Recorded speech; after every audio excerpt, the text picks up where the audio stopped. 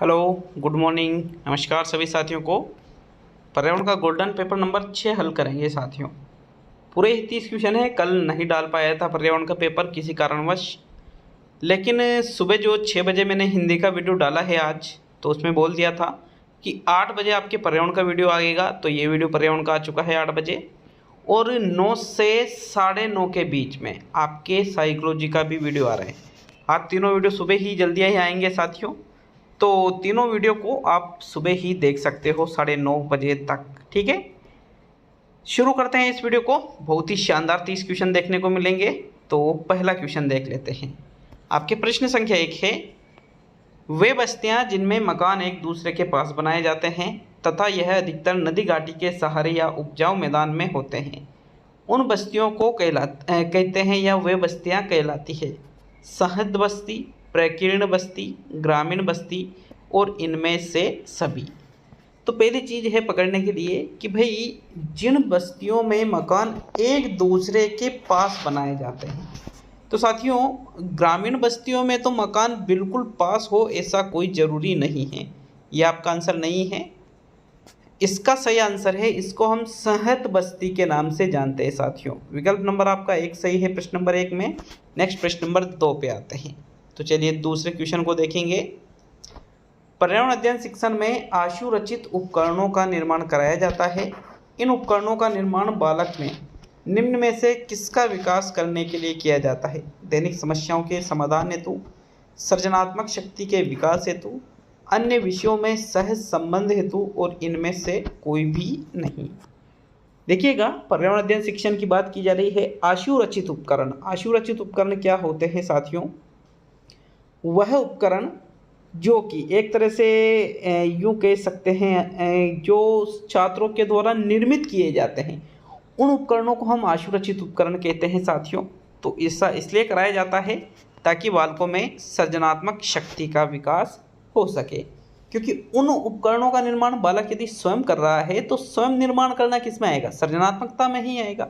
इसलिए दूसरा विकल्प आपके प्रश्न संख्या 2 में सही है साथियों। अब हम प्रश्न नंबर 3 पे आते हैं। तीसरा प्रश्न, राज्य के प्रत्येक जिले में सहकारी बैंक का नाम है? जिला सहकारी बैंक, क्षेत्रीय सहकारी बैंक, केंद्रीय सहकारी बैंक और राज्य सहकारी बैंक। तो बताइए प्रश्न नंबर 3 में आपका कौन सा विकल्प सही है? जो राजस्थान के प्रत्येक जिले में सहकारी बैंक है उसको किस नाम से जाना जाता है साथियों? तो देखो इस क्वेश्चन में होता क्या है कि भाई प्रत्येक जिले की बात की जा रही है तो जिला सहकारी बैंक होना चाहिए, लेकिन ये आंसर गलत है और लगभग अधिकतर स्टूडेंट इस पर चले जाते हैं। इसको क्षेत्रीय सहकारी बैंक भी नहीं कहते हैं, इसको राज्य सहकारी बैंक भी नहीं कहते हैं। प्रत्येक जिले में जो सहकारी बैंक है उसको केंद्रीय सहकारी बैंक के नाम से जाना जाता है साथियों। तो थर्ड विकल्प आपके सही है प्रश्न नंबर 3 में। जिले स्तर पर बात की जा रही है ये, ठीक है। तो चलिए अब हम आगे बढ़ेंगे प्रश्न नंबर 4 पर। चौथा क्वेश्चन है आपके, खेंजड़ी वृक्ष राजस्थान के किस लोक देवता का प्रतीक है? गोगा जी का, पाबू जी का, तेजा जी का और रामदेव जी का। तो साथियों खेंजड़ी वृक्ष की बात की जा रही है। राजस्थान के उस लोक देवता का नाम बताइए जिसका प्रतीक है खेंजड़ी वृक्ष। तो राइट आंसर है गोगा जी, ठीक है। गांव गांव गोगा, गांव गांव खेंजड़ी, ठीक है। इस प्रकार एक वाक्य भी है राजस्थान में। मतलब गांव गांव गोगा का मतलब क्या है? गांव गांव खेंजड़ी, मतलब जहाँ जहाँ खेंजड़ी के वृक्ष है वहाँ पर गोगा जी की पूजा की जाती है। विकल्प नंबर आपका 1 सही है प्रश्न नंबर 4 में। नेक्स्ट प्रश्न नंबर 5 पे आते हैं। तो 5वां क्वेश्चन ये रहा, राजस्थान में चित्तौड़गढ़ के बाद दूसरा सबसे बड़ा लिविंग फोर्ट है? रणथंभौर दुर्ग, मेहरानगढ़ दुर्ग, जूनागढ़ दुर्ग और जैसलमेर दुर्ग। तो देखो 2 क्वेश्चन क्लियर होंगे यहाँ पर। कैसे कि राजस्थान में चित्तौड़गढ़ के बाद दूसरा सबसे बड़ा लिविंग फोर्ट, मतलब पहला कौन है? तो साथियों पहला यहाँ पर राजस्थान में चित्तौड़गढ़ सबसे बड़ा लिविंग फोर्ट दुर्ग है। अब इसके बाद में दूसरे नंबर पे जो सबसे बड़ा लिविंग फोर्ट आता है वो होता है आपके जैसलमेर का दुर्ग। तो साथियों जैसलमेर दुर्ग है ये सेकंड नंबर पे आता है लिविंग फोर्ट में। प्रश्न संख्या 5 में आपके चौथा विकल्प सही है। नेक्स्ट आगे बढ़ेंगे प्रश्न संख्या 6 की ओर। तो छठा क्वेश्चन देख लेते हैं। आपके प्रश्न नंबर 6 है, विश्व वन दिवस कब आयोजित किया जाता है? 21 मार्च को, 21 फरवरी को, 21 जून को, 21 मई को। तो साथियों जो प्रमुख वन दिवस है आप अच्छे से उनको एक बार जरूर पढ़ लीजिएगा, क्योंकि हो सकता है एक आध जो दिवस है मुख्य रूप से, जैसे विश्व वन दिवस है, जैसे जल दिवस है, जैसे पृथ्वी दिवस है, जैसे पर्यावरण दिवस है, ठीक है। इस प्रकार जो इम्पोर्टेंट है उनको तो विशेष तौर पे याद कर ही लेना है साथियों। तो विश्व वन दिवस की बात की जाए कि ये कब आयोजित किया जाता है, तो ये प्रत्येक वर्ष में जब मार्च का महीना आता है तो 21 मार्च को विश्व वन दिवस का आयोजन किया जाता है साथियों, प्रत्येक वर्ष में। विकल्प नंबर आपका एक सही है प्रश्न संख्या 6 में। नेक्स्ट प्रश्न नंबर 7 पे आते हैं। तो चलिए 7वें क्वेश्चन को देखेंगे। इनमें से असत्य कथन है। मुकुंदरा हिल्स को 9 अप्रैल 2013 को टाइगर रिजर्व घोषित किया गया। केवलादेव राष्ट्रीय उद्यान भरतपुर जिले में स्थित है, जिसे 1982 में राष्ट्रीय उद्यान का दर्जा दिया गया। रणथंबोर राष्ट्रीय उद्यान सवाई माधोपुर जिले में स्थित है और रूस के साइबेरिया से क्रेन मतलब सारस केवलादेव राष्ट्रीय उद्यान में आते हैं। तो बताइए भाई आपका इनमें से कौन सा कथन असत्य है? जो कथन आपको असत्य लग रहा है उसका चुनाव कीजिएगा साथियों। बात करेंगे चौथे विकल्प की, तो रूस के जो साइबेरियन सारस या साइबेरिया से जो क्रेन आते हैं मतलब सारस आते हैं, बिल्कुल वो केवलादेव में ही आते हैं, भरतपुर में स्थित है, बिल्कुल सही बात है। रणथंबोर राष्ट्रीय उद्यान सवाई माधोपुर जिले में स्थित है, ये भी सही है। लेकिन दूसरा विकल्प कह रहा है केवलादेव राष्ट्रीय उद्यान भरतपुर जिले में स्थित है, सही है, जिसे 1982 में राष्ट्रीय उद्यान का दर्जा दिया गया। तो साथियों 1982 में नहीं दिया गया था राष्ट्रीय उद्यान का दर्जा, ये गलत है। तो विकल्प नंबर आपका 2 एक असत्य कथन है। बाकी मुकुंदरा हिल्स को 9 अप्रैल 2013 को टाइगर रिजर्व घोषित किया गया था। तो सेकंड विकल्प आपके 7वें क्वेश्चन में सही है। नेक्स्ट प्रश्न नंबर 8। खड़ीन नामक जल संग्रहण के ढांचे मुख्य रूप से स्थित है। खड़ीन, जैसलमेर, सीकर या जोधपुर। तो कहाँ पर स्थित है मुख्य रूप से खड़ीन नामक जल संग्रहण के ढांचे? बताइए प्रश्न नंबर 8 में कौन सा विकल्प आपका सही रहेगा साथियों।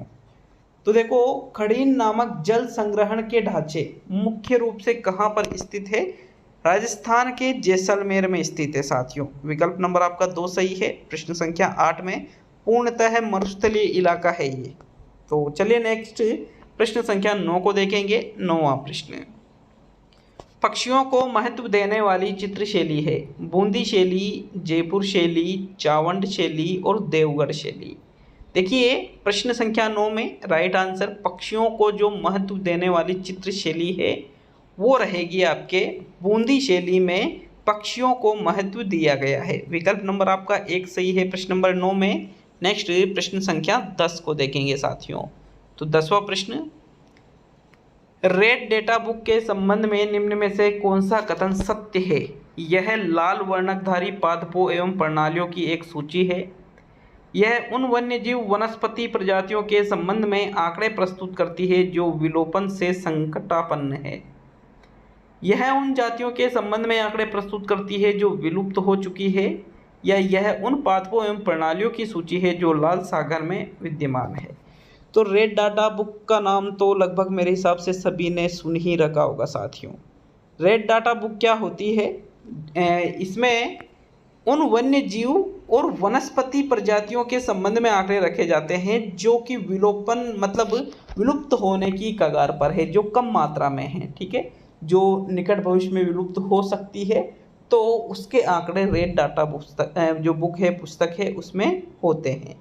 विकल्प नंबर आपका 2 सही है साथियों प्रश्न संख्या 10 में।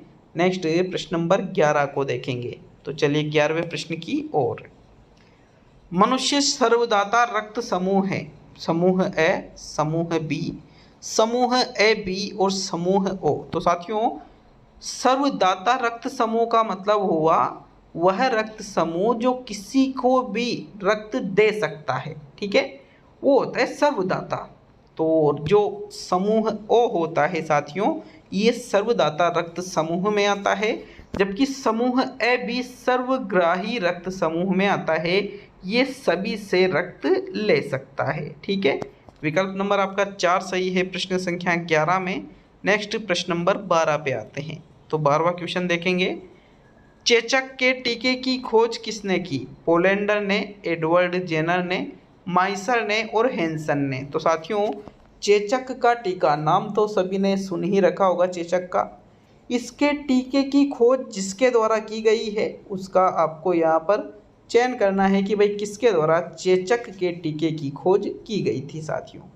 तो राइट आंसर है आपके प्रश्न नंबर 12 में एडवर्ड जेनर ने ही चेचक के टीके की खोज की थी। विकल्प नंबर आपका 2 सही है 12वें प्रश्न में। नेक्स्ट प्रश्न नंबर 13 को देखेंगे। तो 13वां प्रश्न, मलेरिया का परजीवी वाहक है एडिज मच्छर, मादा एनोलिज नहीं है सॉरी मादा एनोफ्लिज मच्छर है ये ना, घरेलू मक्खी और इनमें से सभी। तो देखो मलेरिया की बात की जा रही है। तो साथियों, मलेरिया का जो परजीवी वाहक होता है वो होता है मादा एनोफ्लिज मच्छर। विकल्प नंबर आपका 2 सही है। और जो एडिज मच्छर है ये तो डेंगू का परजीवी वाहक है। किसका है ये? डेंगू का। विकल्प नंबर आपका 2 सही है प्रश्न नंबर 13 में। नेक्स्ट प्रश्न नंबर 14 को देखेंगे साथियों। तो प्रश्न संख्या 14 है, राजस्थान पंचायती राज अधिनियम 1994 का प्रमुख उद्देश्य है कमजोर वर्गों विशेषकर अनुसूचित जाति व जनजाति का कल्याण करना, प्रशासन में जन सामान्य की सहभागिता में वृद्धि लाना, गरीबी उन्मूलन करना और भ्रष्टाचार उन्मूलन। तो देखो, जो राजस्थान पंचायती राज अधिनियम 1994 है इसका प्रमुख उद्देश्य बताइएगा कि प्रमुख उद्देश्य इसका क्या है। 14वें क्वेश्चन में राइट आंसर है साथियों आपके विकल्प नंबर 2, प्रशासन में जन सामान्य की सहभागिता में वृद्धि करने हेतु ही राजस्थान में पंचायती राज अधिनियम 1994 लाया गया था। विकल्प नंबर आपका 2 सही है प्रश्न संख्या 14 में। नेक्स्ट प्रश्न नंबर 15 को देखेंगे साथियों। तो 15वां क्वेश्चन, पौधों और जंतुओं के बीच की योजक कड़ी के रूप में जाना जाता है प्लाज्मोडियम, पैरामीशियम, अमीबा और यूग्लिना। तो वेरी इंपॉर्टेंट क्वेश्चन है, वेरी वेरी वेरी इंपॉर्टेंट। देखिएगा, जो पौधे और जंतुओं के बीच की योजक कड़ी होती है इसको हम यूग्लिना के नाम से जानते हैं साथियों। विकल्प नंबर आपका 4 सही है 15वें क्वेश्चन में। नेक्स्ट प्रश्न नंबर 16 पे आते हैं। तो चलिए 16वें क्वेश्चन की ओर बढ़ते हैं। राजस्थान की प्रथम औद्योगिक नीति कब घोषित हुई? 17 मार्च 1977, 24 जून 1978, 18 दिसंबर 1980 और 15 जून 1991। तो यहाँ पर तो सन भी नहीं फंस रहा है कि भाई एक ही जैसे सारे सन हो तो फिर दिक्कत हो। साथियों, राजस्थान में जो उद्योगों का टॉपिक है वहाँ से प्रश्न बनाया गया है। तो राजस्थान की जो प्रथम औद्योगिक नीति है ये कब घोषित की गई थी? 24 जून 1978 को राजस्थान की प्रथम औद्योगिक नीति घोषित हुई थी। विकल्प नंबर आपका 2 सही है प्रश्न संख्या 16 में। नेक्स्ट प्रश्न नंबर 17 को देखेंगे। तो 17वां प्रश्न है, अच्छे से समझना प्रश्न को। पर्यावरण शिक्षण में पाठ्य संबंधी क्रियाओं का प्रयोग, जो पाठ्य संबंधी क्रियाएं की जाती है उसका प्रयोग शिक्षण को आसान बनाने के लिए किया जाता है, शिक्षण को रोचक, सुग्राह्य एवं क्लिष्ट बनाने के लिए किया जाता है, शिक्षण को आकर्षक बनाने के लिए किया जाता है और शिक्षण को प्रभावशाली व उपयोगी बनाने के लिए किया जाता है। तो बताइए 17वें क्वेश्चन में पर्यावरण शिक्षण में जो पाठ्य संबंधी क्रियाएं होती है इसका प्रयोग क्यों किया जाता है साथियों? देखो, आकर्षक बनाना और आसान बनाना उतना ज़्यादा इम्पोर्टेंट नहीं है। दूसरा या चौथा तो रोचक बनाने के लिए किया जाता है, सुग्राह्य मतलब अच्छे से ग्रहण कर ले उसके लिए भी किया जाता है, लेकिन क्लिष्ट बनाने के लिए, तो साथियों क्लिष्ट का अर्थ तो कठिन हो गया, तो कठिन बनाने के लिए थोड़ी करते हैं। इसलिए आपके ये जो दूसरा विकल्प है ये भी गलत हो जाता है। तो फिर एक विकल्प ही बचा है आपके, शिक्षण को प्रभावशाली व उपयोगी बनाने के लिए पर्यावरण शिक्षण में पाठ्य संबंधी क्रियाओं का प्रयोग किया जाता है। चौथा विकल्प आपके 17वें क्वेश्चन में सही है। नेक्स्ट प्रश्न नंबर 18 पे आते हैं। तो 18वां क्वेश्चन है, अवसादक होते हैं शरीर में अत्यधिक ऊर्जा का संचार करने वाली दवाओं जो है उसको अवसादक के नाम से जाना जाता है। मस्तिष्क की क्रियाशीलता को कम करने वाली जो दवाएं होती है उसको अवसादक कहते हैं। वह दवाएं जो मन में विभ्रांति उत्पन्न कर देती है उसको अवसादक कहते हैं, या इनमें से सभी। तो बताइए कौन सा विकल्प जो है वो अवसादक के सही अर्थ को प्रकट कर रहा है साथियों। 18वें क्वेश्चन में राइट आंसर का चुनाव करो। तो यहाँ देखिएगा अवसादक का मतलब किससे लिया जाता है। अवसादक का अर्थ होता है साथियों वह दवाएं जो कि मस्तिष्क की क्रियाशीलता को कम करती है उसको ही अवसादक के नाम से जाना जाता है। विकल्प नंबर आपका 2 सही है प्रश्न संख्या 18 में। नेक्स्ट प्रश्न नंबर 19 पे आते हैं साथियों। तो चलिए 19वें क्वेश्चन को देख लेते हैं। ये देखिएगा प्रश्न संख्या 19 को, पर्यावरण शिक्षा का अर्थ है। तो जो सबसे बेस्ट विकल्प है उसका चुनाव आपको इस क्वेश्चन में करना है।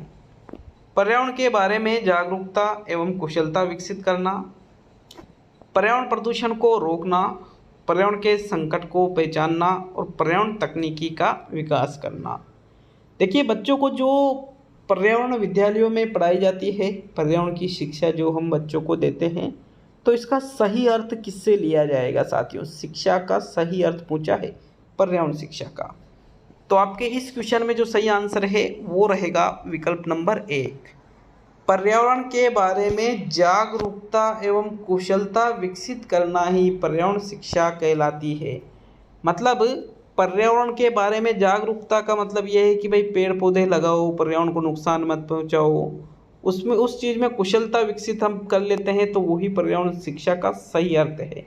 बाकी प्रदूषण को रोकना, संकट को पहचानना, तकनीकी का विकास करना पर्यावरण की, ये सभी चीज़ें पर्यावरण की शिक्षा में आ जाती है। लेकिन सबसे बेस्ट विकल्प का चुनाव करना था साथियों।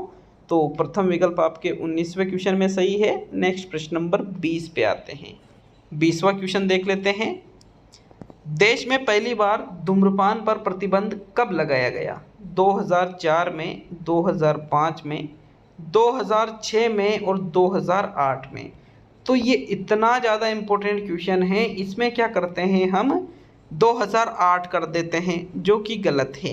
क्योंकि प्रश्न ये पूछ रहा है देश में पहली बार, मतलब सबसे पहले पूछ रहा है धूम्रपान पर प्रतिबंध लगाया गया था साथियों 2004 में, और ये कानून आया था 2003 में। लेकिन लागू करने की बात की जाए तो 2004 आपका सही आंसर होगा। तो प्रथम विकल्प आपके प्रश्न संख्या 20 में सही है। नेक्स्ट आगे बढ़ते हैं प्रश्न नंबर 21 पर। 21वां क्वेश्चन देख लेंगे। विद्यालय में पर्यावरण की शिक्षा दी जानी चाहिए भाषण द्वारा, लेखों द्वारा, खेलकूद द्वारा और स्वयं अपनाकर। तो देखो विद्यालय में हम बच्चों को जो पर्यावरण की शिक्षा देते हैं साथियों, लेख के द्वारा, भाषण के द्वारा, खेलकूद के द्वारा उतनी प्रभावी नहीं रहेगी जितनी स्वयं अपनाकर हम बच्चों को पर्यावरण की शिक्षा देंगे। जैसे मान लीजिए हमारे विद्यालय में हम 2 पेड़ लाए हैं, 2 पेड़ों को हमने लगाया है, उसमें पानी डालते हैं, तो क्या कर रहे हैं, पर्यावरण की शिक्षा बालकों को स्वयं अपनाकर ही तो दी जा रही है। बालक देख रहे हैं कि हाँ यार गुरुजी पेड़ लगा रहे हैं, उसमें पानी डाल रहे हैं, पेड़ बड़ा हो रहा है, उसमें फल फूल आएंगे। साथियों ये स्वयं अपनाई जा रही है उस टीचर के द्वारा। ये सबसे बेस्ट उदाहरण रहेगा वहाँ पर। चौथा विकल्प आपके प्रश्न नंबर 21 में सही है। नेक्स्ट प्रश्न नंबर 22 पे आते हैं। तो चलिए 22वें क्वेश्चन की ओर। मधुमक्खियाँ पालने का कर्म कहलाता है PC culture, AP culture, sericulture, aqua culture. तो साथियों मधुमक्खियाँ पालने का इनमें से क्या कहा जाएगा। 22वें क्वेश्चन में सही विकल्प का चुनाव करो। तो देखो जो पीसी कल्चर होता है ये तो मछली उत्पादन से संबंधित होता है, मछली पालन से संबंधित होता है पीसी कल्चर। लेकिन जो मधुमक्खियाँ पालने का कर्म होता है उसको हम एपी कल्चर के नाम से जानते हैं। तो विकल्प नंबर आपका 2 सही है प्रश्न नंबर 22 में। नेक्स्ट आगे बढ़ते हैं अब हम प्रश्न संख्या 23 की ओर। तो चलिए 23वें क्वेश्चन को देखेंगे। इनमें से कौन सा पर्यावरण की कक्षा में अभिप्रेरित शिक्षण का संकेत है। कक्षा में अधिकतम उपस्थिति, बच्चों द्वारा प्रश्न पूछना, कक्षा में शांत वातावरण और गृह कार्य पूरा करना। देखो पर्यावरण की कक्षा में अभिप्रेरित शिक्षण का मतलब है यदि बालक शिक्षण में अभिप्रेरित है तो कौन सा विकल्प सबसे बेस्ट इसमें रहेगा।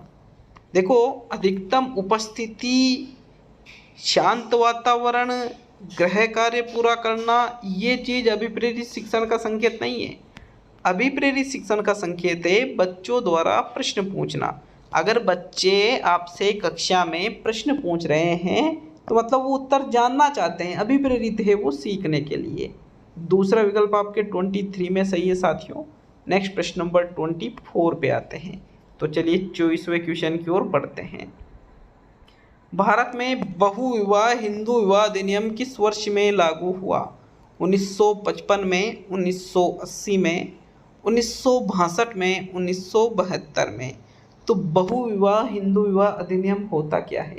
जिसमें आप एक से अधिक विवाह नहीं कर सकते हो कानूनी मान्यता के अनुसार।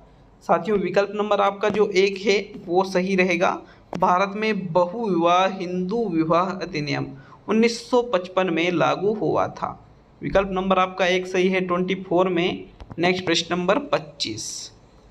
नाबार्ड, जिसका पूरा नाम है राष्ट्रीय कृषि एवं ग्रामीण विकास बैंक, की स्थापना हुई थी 12 जुलाई 1980, 12 जुलाई 1983, 12 जुलाई 1982 और 12 जुलाई 1985। तो मतलब ये तो फिक्स हो गया कि भाई नाबार्ड की स्थापना 12 जुलाई को हुई थी, क्योंकि चारों ही विकल्प में 12 जुलाई दे रखा है। लेकिन 12 जुलाई को तो हुई थी, कौन से सन में हुई थी? अब ये इम्पोर्टेंट चीज़ है साथियों। तो देखो नाबार्ड मतलब जो राष्ट्रीय कृषि एवं ग्रामीण विकास बैंक है, इसकी स्थापना 12 जुलाई 1982 को हुई थी साथियों। विकल्प नंबर आपका 3 सही है 25वें क्वेश्चन में। नेक्स्ट प्रश्न नंबर 26 पे आते हैं।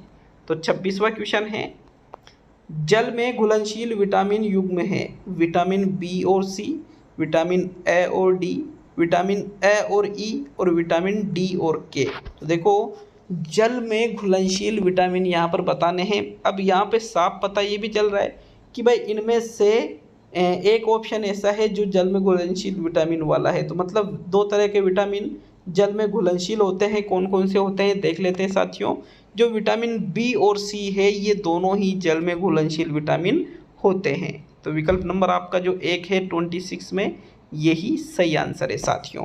नेक्स्ट आगे बढ़ेंगे प्रश्न नंबर 27 पर। 27वां प्रश्न, उत्तरी ध्रुव की खोज किसने की थी? जॉन के बोट ने, एमंड सेन ने, तस्मान ने और रॉबर्ट पीरी ने। तो साथियों उत्तरी ध्रुव की खोज जिसके द्वारा की गई थी उसका आपको चयन करना है प्रश्न नंबर 27 में कि भाई कौन सा विकल्प आपके इसमें सही रहेगा।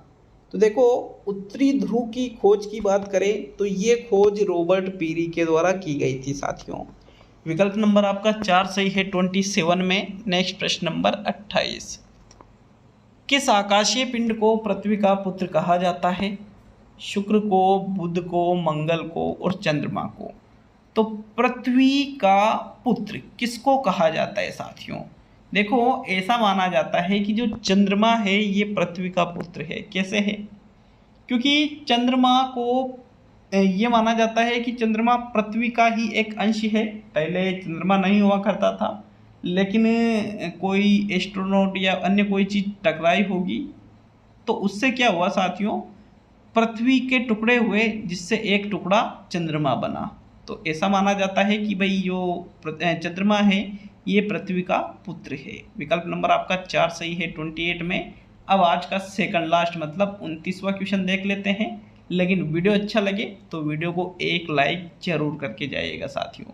कमेंट करके जाइएगा कि 30 में से कितने क्वेश्चन आपने सही किए, और एक भी प्रश्न पे आपको यदि डाउट हो तो उसके लिए भी कमेंट जरूर करिएगा। निम्न में से अप्रक्षेपित शिक्षण सामग्री है फिल्म स्ट्रिप, चार्ट, स्लाइड और OHP। अब ऐसी स्थिति में हम क्या करेंगे? मतलब विकल्पों को देखना पड़ता है। सुबह मैंने मतलब कल एक टेस्ट भी लिया था कि भाई अप्रक्षेपित कौन सी है, तो वहाँ फिल्म स्ट्रिप थी लेकिन उसको नहीं, OHP को माना था मैंने। अगर OHP विकल्प में है तो सबसे पहले वही प्रक्षेपित आप मान के चलना। वेरी इंपॉर्टेंट है, रीट के एग्जाम में 2-3 बार प्रश्न आ चुका है OHP से। देखो चार्ट जो है यहाँ पर प्रक्षेपित नहीं है, अप्रक्षेपित शिक्षण सामग्री में आता है। विकल्प नंबर आपका 2 सही है साथियों 29वें क्वेश्चन में। अब हम आज का अंतिम और 30वां क्वेश्चन देख लेते हैं। तो चलिए 30वें क्वेश्चन की ओर। पर्यावरण अध्ययन की कक्षा में बच्चों के व्यक्तिगत अनुभवों को महत्व देना शिक्षक को लाभ पहुंचाती है, ताकि विषय को बच्चे के अनुभव संसार से जोड़ने में सीखने को बढ़ावा दिया जा सके। उसकी ऊर्जा को बचाने में, क्योंकि बच्चे ज़्यादातर बातचीत करना पसंद करते हैं। बच्चों के विशिष्ट अनुभव को जानने में और बच्चों की भाषा को जानने में। देखिएगा, पर्यावरण शिक्षा के अंतर्गत बच्चों के जो व्यक्तिगत अनुभव होते हैं उसको हमें महत्व देना चाहिए। तो शिक्षक को क्या लाभ मिलेगा साथियों? उसकी खुद की ऊर्जा बचे ऐसा कुछ नहीं है, बल्कि राइट आंसर है प्रथम विकल्प। विषय को बच्चों के अनुभव संसार से जोड़ने के लिए और सीखने को बढ़ावा देने के लिए ये चीज़ लाभ पहुंचाती है, व्यक्तिगत अनुभवों को यदि एक शिक्षक महत्व देता है तो। विकल्प नंबर आपका 1 सही है 30वें क्वेश्चन में। तो आज का ये टेस्ट पूरा हुआ, कैसा लगा हमें कमेंट करके ज़रूर बताइएगा। मिलते हैं अब अगले वीडियो में। सभी दोस्तों का बहुत बहुत धन्यवाद।